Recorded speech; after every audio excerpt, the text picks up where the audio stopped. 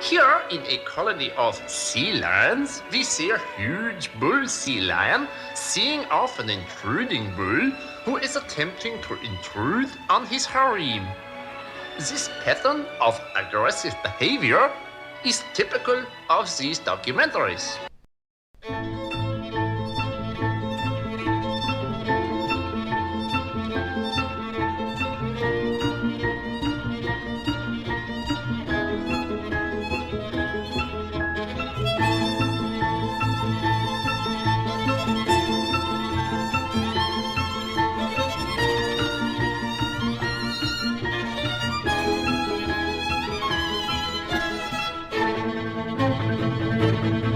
Welcome, cats and kittens, to Geek Salad episode 230. Ken Burns' Geek Salad from the Geek Salad podcast. I had picked Class Action Pod personally, but, you know, I got voted down. I'm Andy. And I am Mike. And I'm Joe. And I'm Katherine. And none of us are fucking Carol Baskin. And welcome as... I may be. Oh, you bitch. Oh, that fucking Carol Baskin. Oh, we'll never financially recover from this. So tonight we are talking all about streaming documentaries, streaming docuseries that we found on cable and on our favorite streaming channels and stuff like that. It's gonna be a great conversation because there's so much for us to talk about. So much. But I do want to get started. We got a lot to talk about. So I do want to get kicked off straight away with our social media feedback. And a special shout out to the Spectales Pod, which is at Spectales Pod. Not so much for any feedback that they gave, but because they are sending us some lovely stickers to promote their show. So I wanted to give them a shout out. So quick question. Nice. Yes. Spectales, Tales or Tails? Tales. Okay. And they're a weekly comic book podcast that asks collectors and creators, what's your grail tale? So, and that's just weird. You ask for tales, and now they're building the grail tale. So, yeah, they're going to be sending us some nice stickers. So thank you guys very much. Go listen to their show. And now, on with the countdown. Let's go into our Twitter. We got quite a bit of feedback for this, which we are going to, as we usually do, implement it into our own conversation. So if there's something that maybe we had on our list, we will talk. We will pump the brakes and talk about it a little bit. So, and we're going to get started with a friend of the podcast, Kurt Smith at Swayze of Arabia. He starts with Netflix had a couple of great ones with Night Stalker, thought for a serial killer, and Jimmy Savile, a British horror story. Now, Joe, you had that one on your list. That one is on my list, and he was a bastard. He was a right bastard. He knew everybody. Can I thank you for everything you do for every good cause? How on earth do you raise £10 million in 3 years? With Jim, you accepted things as normal, but it was abnormal. That is supposed to be me. What did I ever do to you that you would draw that picture of me? He's very intuitive. You do a terrific job, Jimmy. No, that's all front. That's all lies. He was making the screen in front of him. It's like you couldn't see through it. He knew fame and power gave him every door. I am a voluntary helper. Sometimes, when nobody's looking, I help the lasses. It turns out everywhere he'd been, there'd been abuse. It is. Do you remember? I remember hearing like John Oliver talked about him. Yes. Because John Oliver grew up in London, and it was just like he always wanted to, have like the Jimmy Savile wish or whatever it was. And then he found out after he died what a monster he was. I guess the best way to kind of think about it is if you found out that Jerry Lewis was a rampant pedophile since the days of his Dean Martin movies. Yeah. It rocked British society. I mean, down to its core. Just Yeah, because the man he was tou- knighted. Hmm? The man was knighted by the He was queen. knighted, and he was very much a part of everyday British life for 50, 60 years. And, Yeah. He was and- beloved. Oh yeah, and the documentary was unsparing. I mean, it was I think it was like a 3 episodes docuseries, and Yep. it is hard watch, just because of the things you learn that he did and how he got away with it. It's just like it's stomach churning. It is, and I've seen a number of. I haven't watched the Savile documentary on Netflix, but I have seen. I've seen like pieces on YouTube where they kind of look back at it, and it just pisses me off that John Lydon, was like, "I've been saying this for years, and everyone tried to bury it. Now I'm right." It's like, great. Don't give this guy any reason to be proud of anything. Oh no shit! John, the last person. Jesus. Brexit forever. It's like, what the fuck did you? What is this? Between you and Morrissey, John. Oh my god. Oh my god! Seriously. And but yeah, like I said, it was a hard watch because it's. But the thing is, it's like one of those things. Like if you saw if you saw this guy on the street, he immediately gives guy with candy in a white van vibes. It's like if maybe it's me, but if I saw this guy in the street when I was a kid, I'd be like, yeah, no, yeah. Well, even like the thumbnail that they put on Netflix is like, ugh. And this guy raised like millions and millions for charities, all while being the most hideous monster possible. Yeah, hiding in plain sight. Well, his charitable organizations were a front for him to get access to these girls that he could abuse. Yeah, and we've heard that one before. Yeah, don't. Well, he's also Catholic too, so that's. Wait a minute, a white religious man of prominence? Get out of town. No shit, right? Wow, oh man, that's crazy. Yeah, I really do need to watch it, but it's like, I allow myself like one like terrifying like how can humans be this awful like once maybe every 6 months. So yeah, that's why my documentaries are all based around movies and fun stuff.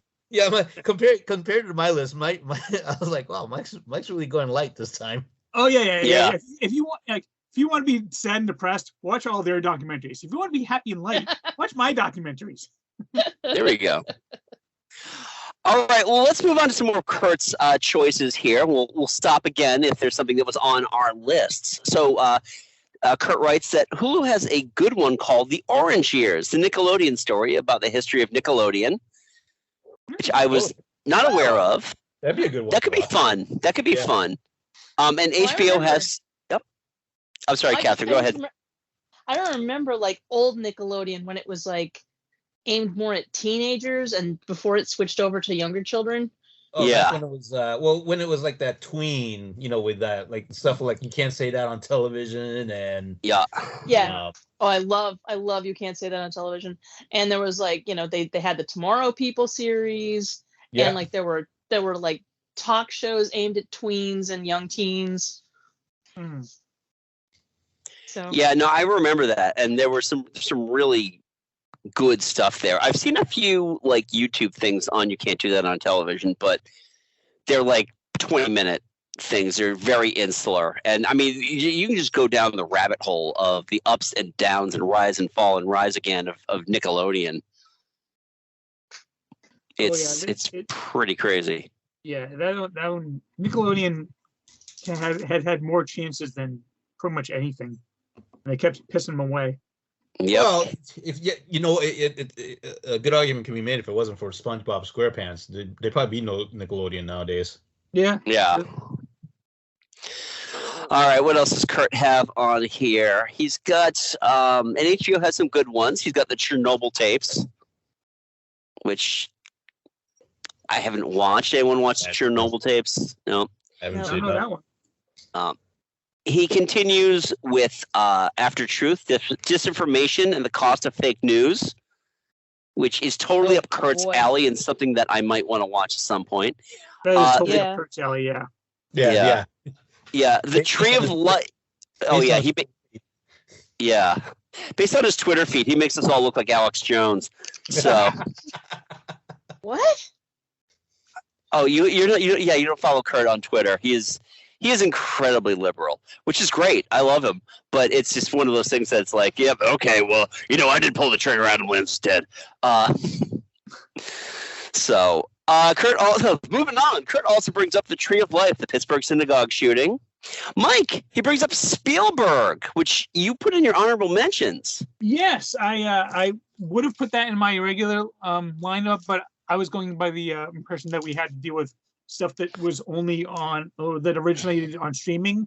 And I think Spielberg originated on HBO and then went to streaming. And I watched it on HBO Max. So we'll count it. Really, we get a lot of leeway on this one. Yeah. Yeah. If you want any kind of insight onto how Spielberg, came to be and got the ideas for his movies, that is absolutely the documentary to watch. It's just amazing. Yeah. It's I watched it and I really enjoyed it, and you can just tell, like, especially his 80s work, his early 80s work, that divorce hit him hard. Oh yeah.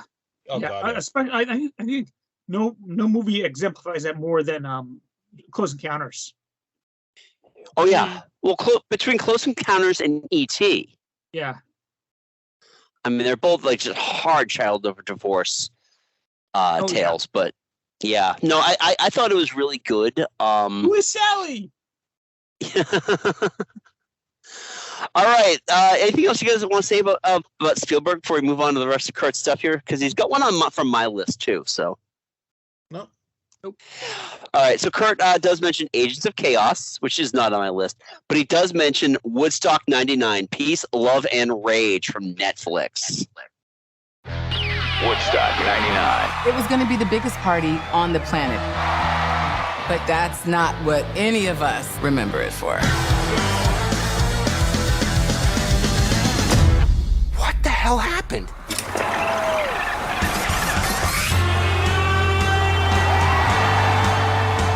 It really felt like it was flower power and coming together in harmony. I've never seen this many people. Just peace and love and music. That was it.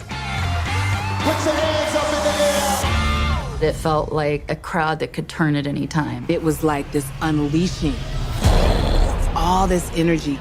There was no control. The environment was just very male ego. I started seeing large groups of dudes surrounding women. There was a lack of respect. Given the climate of the guys there, I'm not surprised by it. Hey guys, back, give us some room. You're getting scary here. I just recently watched that too. Oh my God. Oh, that was a shit show and a half. Holy. Oh my God. I was watching that, and Autumn had come home from rehearsal, and she's like, "What are you watching?" I'm like, "I'm watching the Woodstock '99 docuseries." She's like, "How is it?" It's like, I can't believe that nobody had the foresight to understand that idiots were going to show up to this thing. Quick question. Yeah. Quick question, Andy. Did he mention Woodstock '99, Peace, Love, and Rage specifically? Yes. Oh, is that the HBO one? That's the HBO one, yeah. Fuck. All right. The Netflix one is Trainwreck, Woodstock '99. And I know this because I looked up trailers for all of these beforehand. Oh, okay.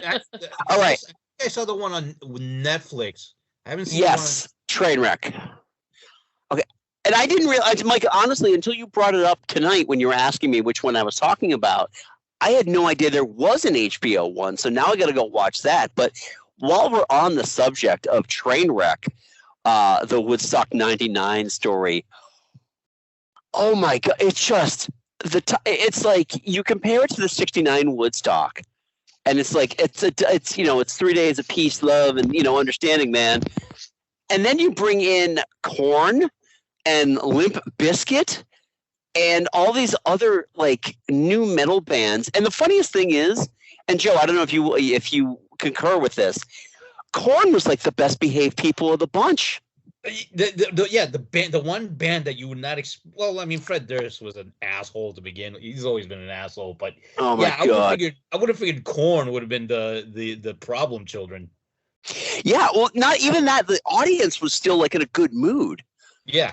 With Korn, because I mean they were doing their thing and like everyone was really respectful. And then Bush came out. Bush closed.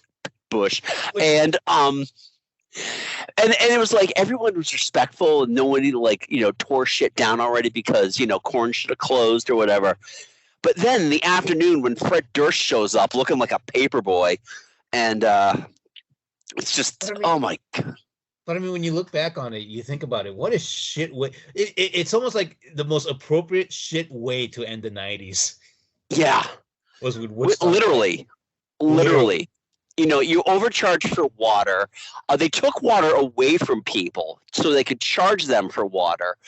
The bands just got angrier and angrier and angrier, and just they had no filter. So they were just telling everybody in the audience to burn shit down. And then when they gave the audience the candles on day 3, right, and the audience was expecting like some big surprise at the end. It was like, no, here are your candles. Okay, bye. Yep, that never happened. And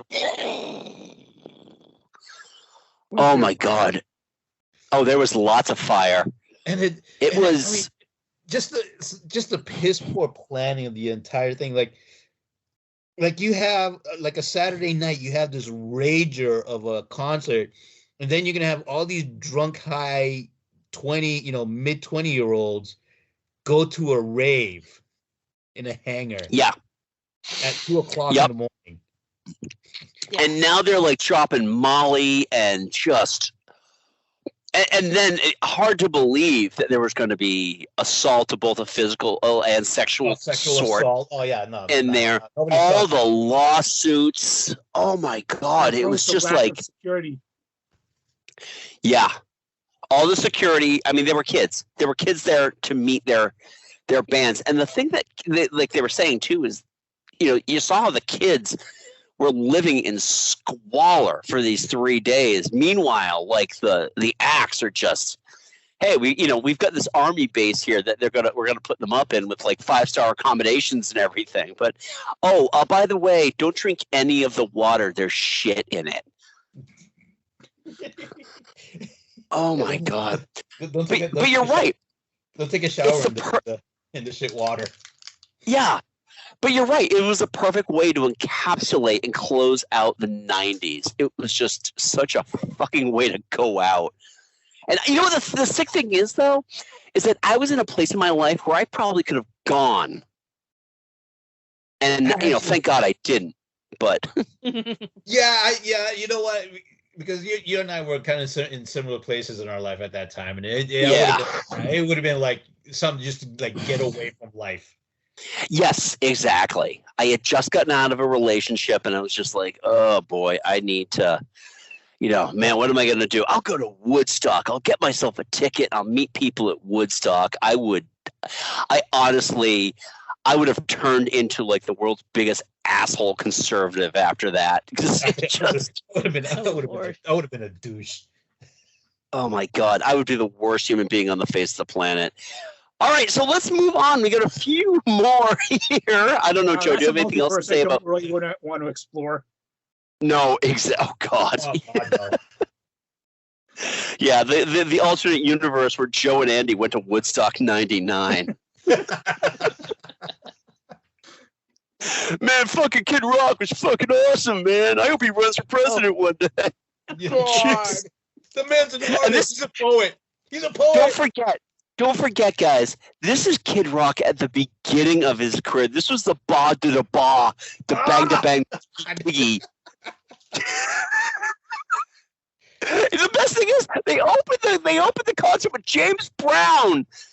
And James Brown refused to go on unless he was paid cash right then and there. Cash up front, baby. Not a dumb man.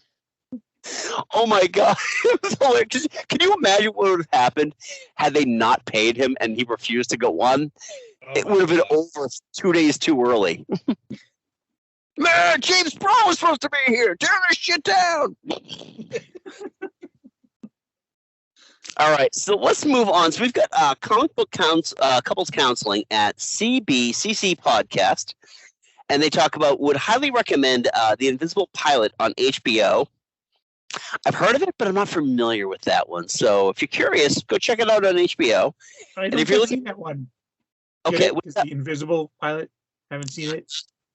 I'm gonna have another. Yeah. You're not drunk enough yet to enjoy that joke. Nope. What's going All right. on? And if you're looking for a new comic book doc, check out Love and Rockets from KCET TV. It's currently streaming on YouTube.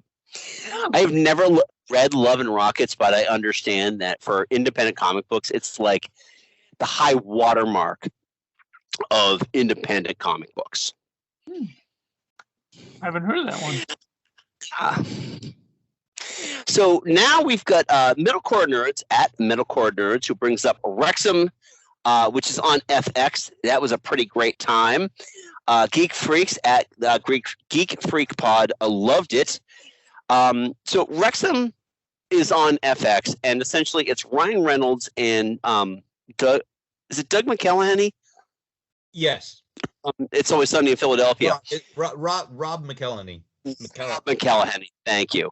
Yeah. They bought the Wrexham football club in England, and they brought cameras with them. Oh, okay. I haven't seen it, but now I'm very curious because I guess Wrexham is a nightmare club. You're right. They're like a Division 3, like the third division football club, or soccer team, yeah. And they're trying to get them up to the Premier League, so yeah, we'll see how it goes. Yeah, but now I want to see it. But it's from what I've seen, it looks interesting because I've seen sort of like the synopsis about basically is like, okay, you've got this basically working class soccer club. Now you got these two rich people coming in, buying the club and bringing all this money into it. Well, is it the working class soccer club? Is it the club that you fell in love with, kind of thing? Yeah. Yeah, it's interesting too because you got two American actors who bought the club. Technically, right. Ryan Reynolds is Canadian. Come on. Oh, that's true. Sorry, but they're again. Well, he's American by birth. He's American by marriage. How many Canadian football clubs can you name though? That's like saying how many American football clubs can I speak? Oh, that's true. Point taken. Point and match. All right. Hell, I only know the British football. I only know British football clubs because they mentioned them in Hitchhiker's Guide to the Galaxy. Right. And I know you don't watch Ted Lasso, but that's like now because I watched Ted Lasso, I really want to watch Wrexham now. So I'll have to check that out at some point. All right. And we've got Geek Peek at Geek Peek Pod, which says, my favorite documentary I've seen in ages was The Jinx, The Life and Deaths of Robert Durst. I've also heard My Optimist Teacher is top tier.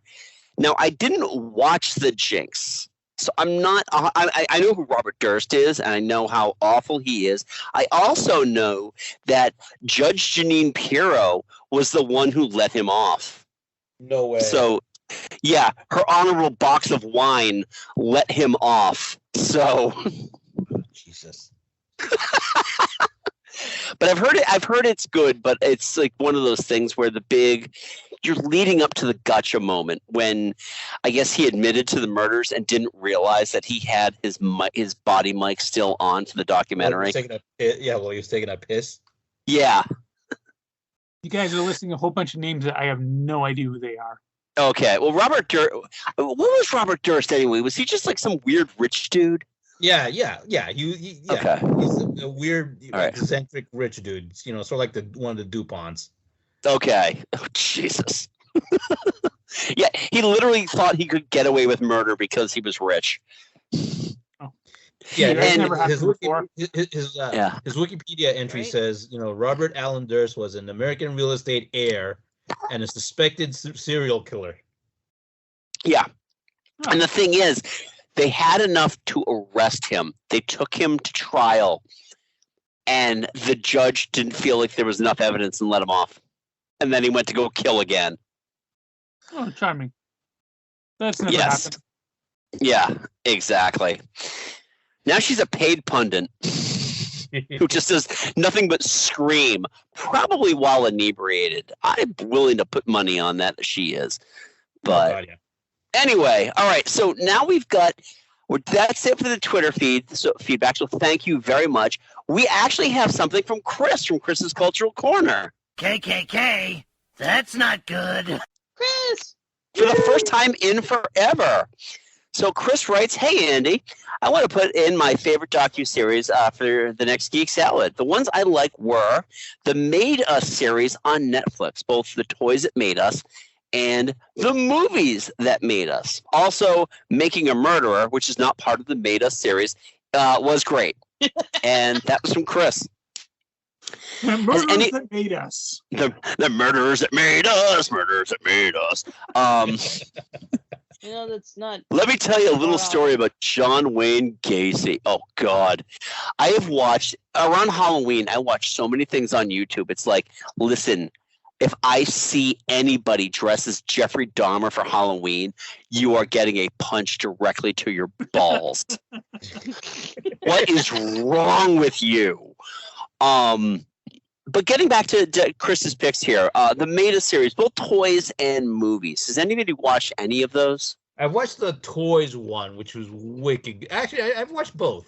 Okay. The toys one was great because I loved seeing the behind the scenes of how basically George Lucas screwed Fox out of all the toy money. Yeah. For Star Wars. Yep. All the licensing and franchise money for Star Wars. Well, to be fair, he didn't screw them out of them. They screwed it out of themselves. Yeah. Oh, no, they were like, sure, whatever. What kind of money is that going to make? They had no foresight. That was the thing. They had zero foresight. I liked the toys ones. I felt like the first season was perfect. Yes. The second season fell off something fierce. Because it's almost like they were scrambling to figure out what they were going to do next. And it's like...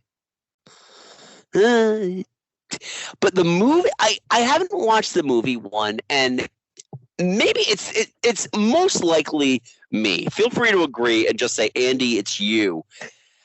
The movies that made us are just... I don't feel like they go deep enough. It's like, okay, let's talk about trivia that you probably already know about all the movies. Right. We're only doing blockbusters here. So well, especially when they got it to the Home Alone and the John Hughes movies and stuff like that. You're like, yeah, we already know all this. It's like a lot of this is like for our generation, basically defined our generation. So we're like, yeah, we know everything about these movies. So it's like, okay, we're not really breaking new ground here for us. Yeah. Right. In that case, we're probably not the target audience, but we're the only audience that would really watch those things. Exactly. We're all movie nerds, but the problem is because they don't go deep enough. And I actually saw this with the CNN. Like CNN did a 5-part movie docuseries where they were doing it by decade, and it was just like, it didn't delve deep enough for me to actually feel like I would learn anything. And again, I have studied film. I have been a movie fan since Star Wars in 1977. There isn't a whole lot you can teach me, but please teach me something new. Right, to a certain extent, especially the movies that made us, it tended to be overly reverent. Yeah, and that's the other issue I have too, is when it's like everything is a flawless masterpiece. Right, which in all fairness, the toys that made us wasn't. Yeah. Because you saw some of the failures that some of these like trying to get some of these toys off the ground. That He-Man. Just the fact that He-Man went like 2 series too long. I think they did one on G.I. Joe. I don't remember if they did or not. Yes, they did. Okay, they did. Because I know they did one on Teenage Mutant Ninja Turtles, and they did the same thing. It was just like, this just went on. Yeah. Actually, that's one of the issues I have with something on one of the picks on my list, but we'll get to that. Okay. Well, that was it for social media. Chris, thank you so much for contributing. It's good to have you back. So, Mike, now that you bring it up, do tell. Okay. Yeah. I mean, the show, this docuseries, I do enjoy it, but I really don't feel like it goes deep enough, and it really kind of glosses over a lot of things. Is the docuseries on Disney Plus, Behind the Attraction? Get ready for the ride of a lifetime. Yes! 360 immersion. Not technically, but that's the spirit. Discover the true stories behind Disney's most iconic and beloved attractions across the globe. That could be interesting. Well, we could do better than interesting. I was in awe. I was amazed. There we go. Exactly what we'd expect from executive producers Dwayne Johnson, Danny Garcia, and Brian Vogt Weiss, right?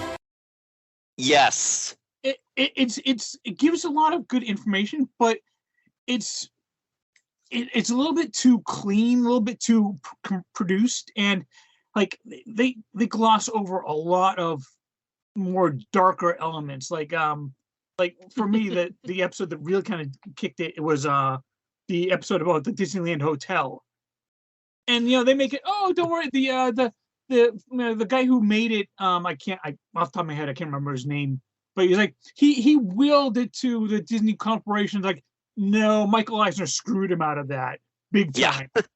But they decided not to put that in there. Did they also mention, because I watched it, but I don't remember. Did they bring up the whole thing about the helicopter crash? I don't recall. There was a group of like rich, I'm just going to say Slavic folk that were taking a helicopter to the Disney Hotel, and en route they crashed and they all died. Oh, and there was actually a second crash not too long after that, going away from the Disney Hotel. But yeah, so it gives some good information about a lot of the rides, but it really you can find more in-depth information on a bunch of YouTube series like Tomorrow World, Tomorrowland, Tomorrowland and Defunctland. You can find a lot better documentaries on those channels that cover all that stuff and a lot more. I agree with you, Mike. Now the other thing too, and I'm sorry because I'm kind of like throwing another. I'm throwing it another. Yeah, okay, that's right. I'm throwing another one at Mike here. But I feel like the Imagineering story covered a lot of the ground that Behind the Attraction covered. Yeah, and that one is, I believe it is on my list, but I know you would bring it up as well because it's amazing. These projects, these places, these attractions, often how it's being made is extremely interesting and might increase the level of appreciation, but what we want people to appreciate is the perfection of it all. But creating happiness is hard work. Only a unique army of people are equipped to undertake such an enterprise. Since its inception, this merry band of misfits has defied the odds. Under pressure from budgets and schedules, to the laws of physics and the blank page, they have survived. Walt set a standard early on with the Imagineers. There was a standard that surprised people, a standard that enabled people to come in expecting something and then giving them something even beyond that, beyond really their own imagination. Well, let me ask Katherine and Joe, have either of you watched the Imagineering story yet? No, not yet. Oh my God. It was a day one launch title for Disney Plus. And it is a fantastic documentary. Yeah. goes.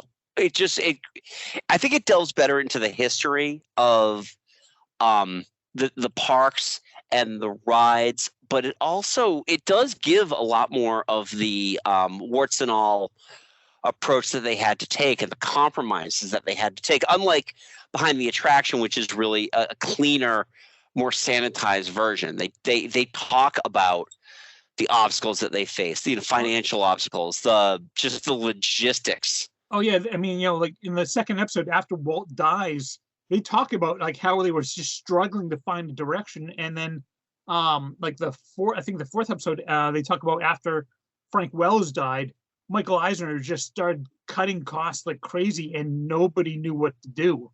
Yeah. And that's stuff that Behind the Attraction decided to, no, we don't need to put those in there. Yeah, it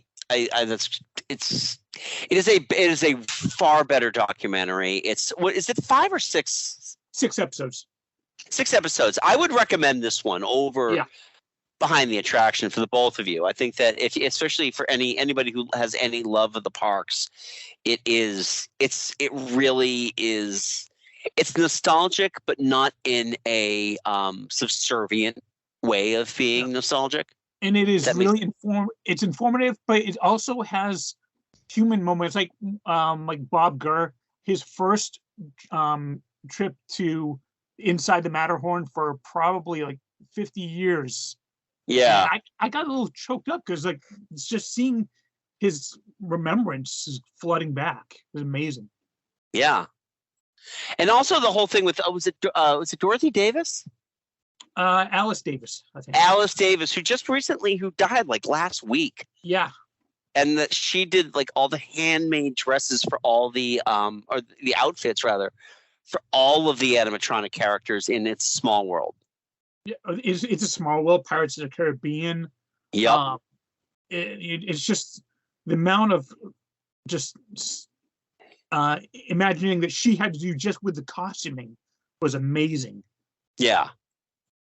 So yeah, I would definitely recommend it to both you guys. I know it's been a while for either of you since you've been to a park, but definitely worth your time. Yeah. Katherine, what do you got for us? Not much. I haven't been watching docuseries lately, but one of the things that I did get intrigued by, and I started, but the rest of it was behind a paywall, was Epstein's Shadow about Ghislaine Maxwell.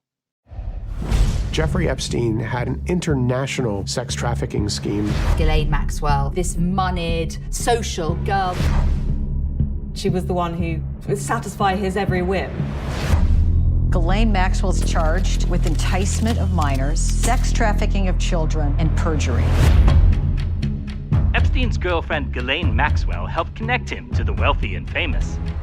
She gave him a veneer of respectability. She always struck me as very confident, full of life. Have you got a drink? But she's obviously a good actress because there was this whole other world going on. Oh boy. Oh, Elon Musk's best friend. Oh God.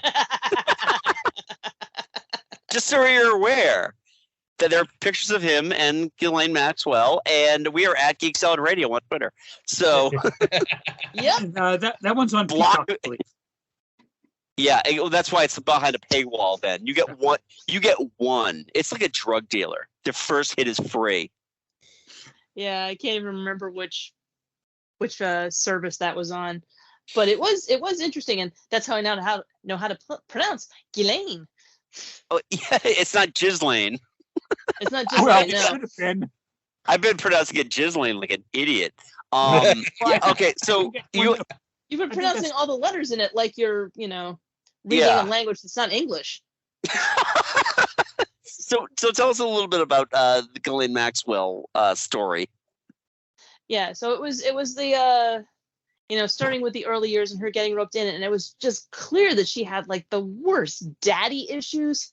Oh God, yeah. Oh my God. So she was just like, and she worked it. So she was like, okay, this is what I do is I like get along with daddy and guys that remind me of daddy, and I will just use this to get places.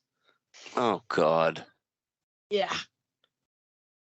I think she could be called a Ghislaine. I think she should be called incarcerated for life. Yeah, well, she is. Well, do you know what her sentence actually ended up being, and why no one else has gone to jail yet? No. Yeah. Okay. No, I didn't realize she was doing any kind of serious time. I think she's essentially taken the rap for Epstein. Is this he can't. real quick here? Yeah. She was sentenced in New York court to 20 years. Considering what she had done and what she was a part of, that's nothing. That's a slap on the wrist. That's nothing. And it's not remotely enough. You would think that like a 20-year sentence, she named names, but she's who knows? She faces a second criminal trial for 2 charges of lying under oath. Oh, okay. Ooh. So she could be getting more. Okay, great. And maybe then she'll name names. Yeah. I'll be happy with 20 years if anybody else goes down for this, but yeah, that sounds interesting. And I mean, I've just kind of like, the whole Epstein thing, like I remember like listening to the Behind the Bastards about Jeffrey Epstein before he went to prison and before he killed himself. And before she got caught. Before she got caught. There was a Behind the Bastards episode on that. Mm-hmm. I'm sorry, go ahead, Catherine.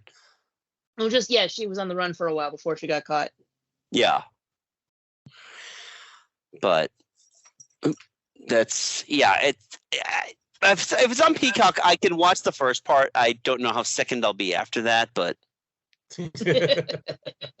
Well, that's when you go back to my list. That's true. Yeah. Mike's shiny happy movie list of all these amazing, movie docs. Oh yeah. Yep. All right, Joe, what do you got for us? All right, my first one is again. If you look at my list, it is a list of depravity. Yeah. and the lowest depth of human, how low can humans go? Trust me, I had to watch the trailers for all of them. And the first step, and the first step into the stairway into hell is a documentary called "The Girl in the Picture." In 2002, a friend sent me a photograph. It was a picture of a little girl, her father. The more you looked at the picture and the more you looked at her, you could see something was terribly wrong. The only person that knew her real identity was her father. Franklin Floyd had been a fugitive for almost 2 decades. He robbed a bank. He had a history of violence. He was an expert and concealed his identity. He had a daughter, Sharon Marshall. She wanted to go to Georgia Tech, be an aerospace engineer. I remember the phone call, and she said she was pregnant, but Daddy won't let me go to college now. Oh, this was disturbing. This is so disturbing. So I'm not familiar with this one. So basically what it is you had this man, okay, who kidnapped his first wife's daughter, okay, along with their son and her sisters, okay, kidnaps her, sexually abuses her, but raises her as his own, for almost 20 years, abuses her the entire time, later marries her. Oh, God. Makes her work as a stripper and a sex worker, and then kills her. Yeah. Oh, and then he kidnapped. So while he's with this woman, Shannon, her name's Sharon, I believe Sharon. They have a son. Another, he has another son. He has a son with this girl that he abducted while she was still in high school. She gives birth while she was still in high school. They gave him up for adoption. he goes to jail for a separate murder. When he gets out, he tries to regain custody of his son. He gets denied, so he kidnaps his son. Oh God! From the foster parents. Yeah. And later Wow. they find out this. Later he find out that he killed his son and buried him out in the desert. Oh Jesus!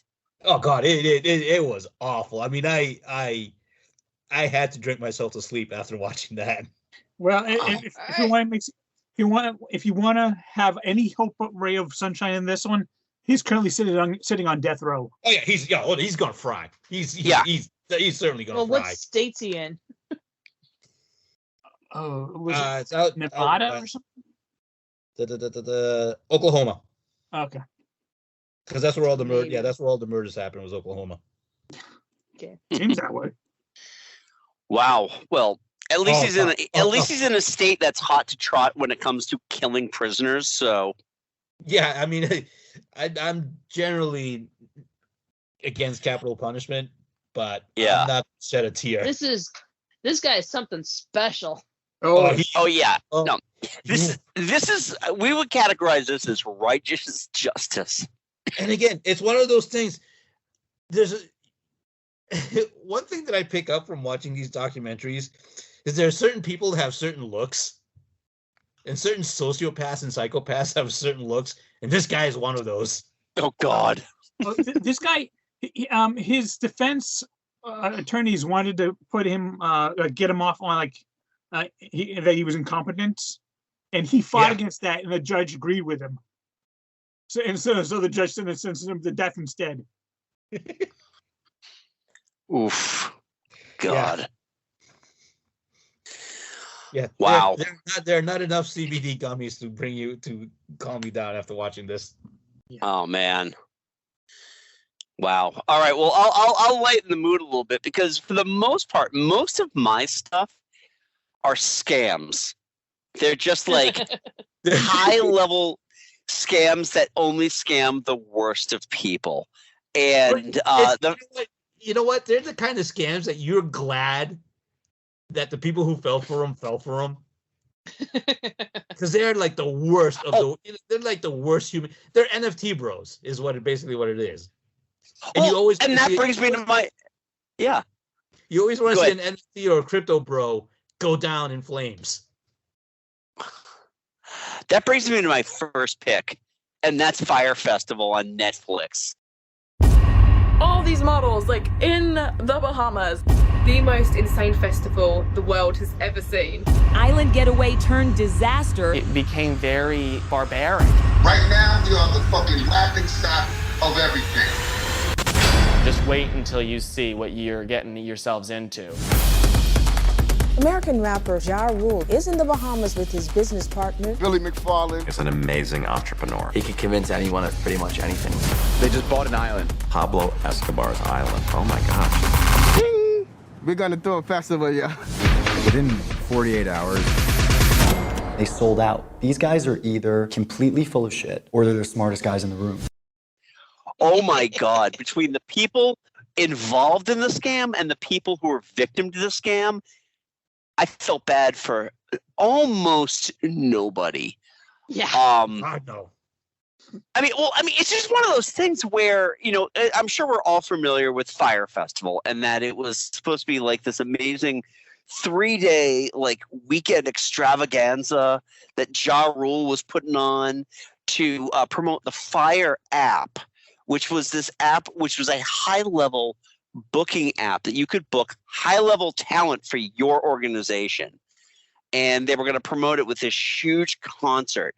Kind of like their own little festival in a secluded Bahamian island somewhere. I think what drug lord owned the island? I think it was like Pablo Escobar's island. Yes, it was Pablo Escobar's island, and Pablo Escobar's lawyers are like, "You don't say a fucking word, or we will sue you." Us, the lawyers of the drug lord, have the high ground here. Oh Oh my God.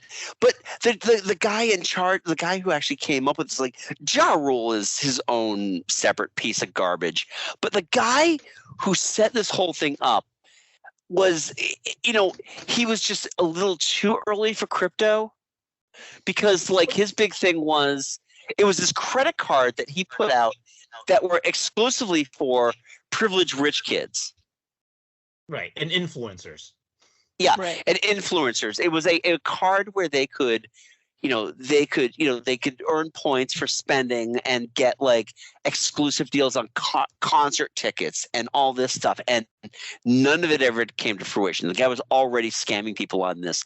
And then just coming up with this festival that they couldn't hold the 3,000 plus people that they wanted on Pablo Escobar's island. So they had to move it to like this island in the Bahamas, like this beach on the Bahamas, where the only place they had to put them were in like these hurricane rescue tents that were still being booked and charged as being exclusive villas.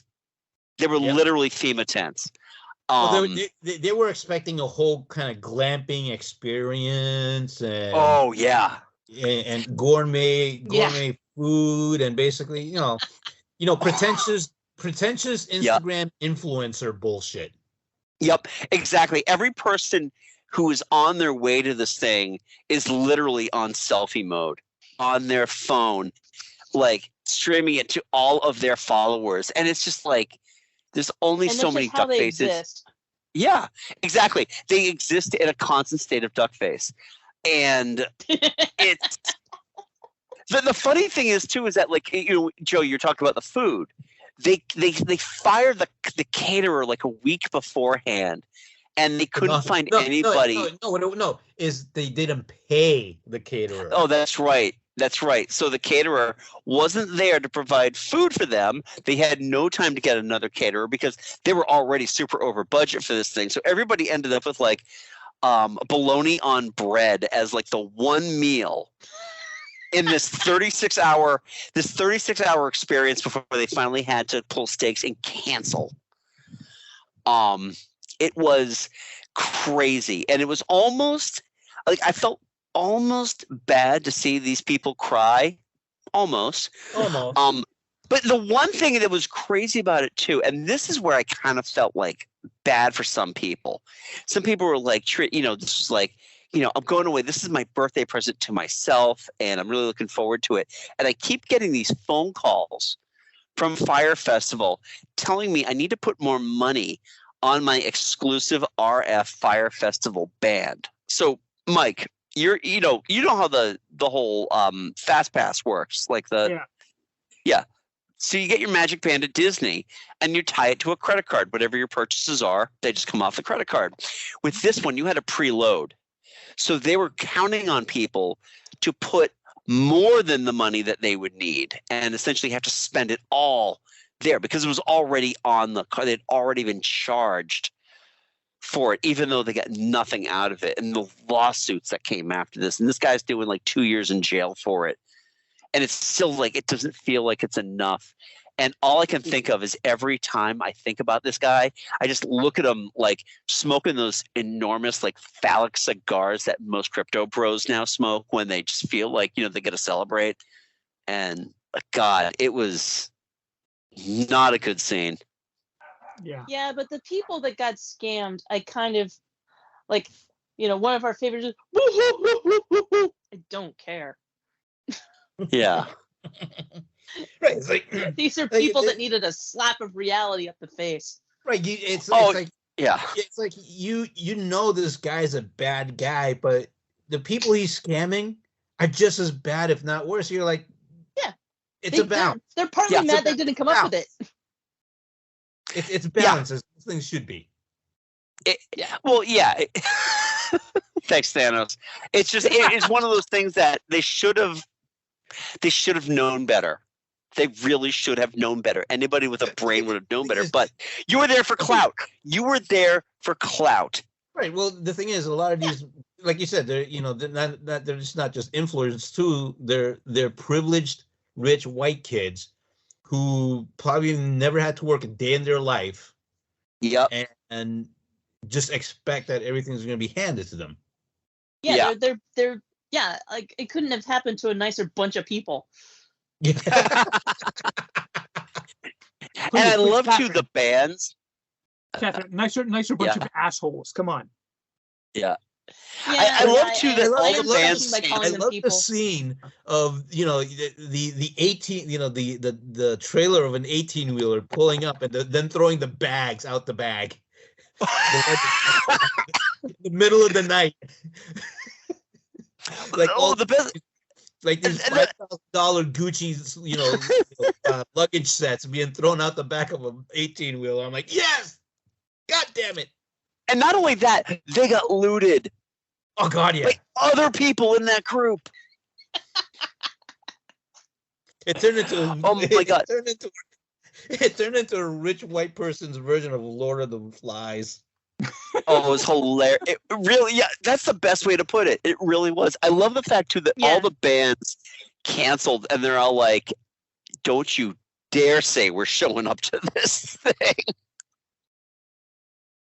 Yeah, and it's why like the rich white people think that this is how everybody would go if things went bad, because this is how they would go, is that they would like go and prey on each other. Whereas statistically and in experience, it shows that the average human being is like helpful.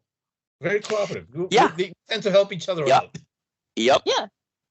Yeah, they completely turn it on its head. People are like, oh, this is how it's going to go. It's like, no. Normal people just want to help each other when things go to shit. Yep. No, you gotta love it. If you want to see a documentary about how white privilege works out, there you go. Yep. Hey everyone, Editor Mike here. Well, turns out we went long with this episode, but I suspected we might go long before we started this episode, so I did a lot of pre-production beforehand, and that's going to save me some time. So instead of waiting for a full week for the second episode, you're only going to have to wait a couple days. So come back in a couple days and you hear the rest of our conversation. Until next time, go forth and be nerdful. See you later.